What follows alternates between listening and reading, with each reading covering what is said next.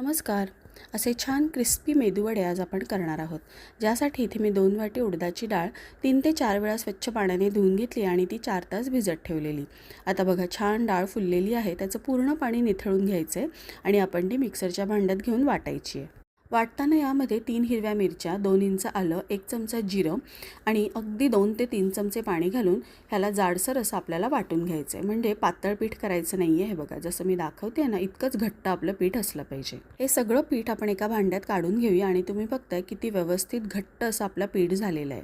त्यामध्ये चवीपुरतं मीठ घालूया. 7 ते 8 कढीपत्त्याची पानं आणि 2 हिरव्या मिरच्या बारीक चिरून यामध्ये घातल्या आहेत. म्हणजे त्या खाताना ना खूप छान लागतं.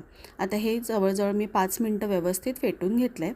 त्यामध्ये 1 चमचाभर तांदळाचं पीठ घातलं आहे. त्यामुळे ना आपले वडे अजून छान क्रिस्पी होतात. वडे करण्यासाठी मी इथे एक वाटी घेतली आहे. त्याला असं पाणी लावून घ्यायचं आहे आणि आपल्याला जेवढा पिठाचा गोळा हवा आहे ना तेवढं पीठ यावर ठेवायचं आहे आणि ते या पद्धतीने ना थापून घ्यायचं आहे. म्हणजे काय होतं, आपले जे वडे आहेत ना सगळे एकसारखे आणि एका आकाराचे होतात.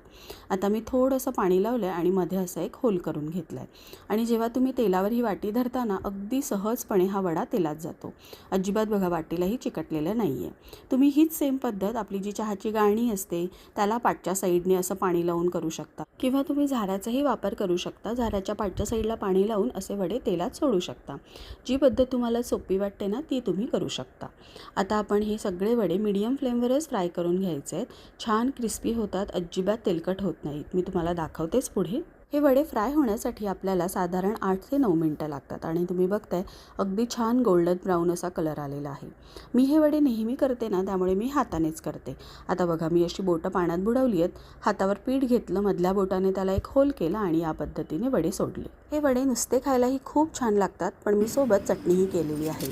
तुम्हाला जशी आवडते ना त्या पद्धतीने करा. पण नक्की करून बघा आणि कसे झाले ते मला कमेंटमध्ये सांगा. व्हिडिओ बघितल्याबद्दल खूप सारे धन्यवाद.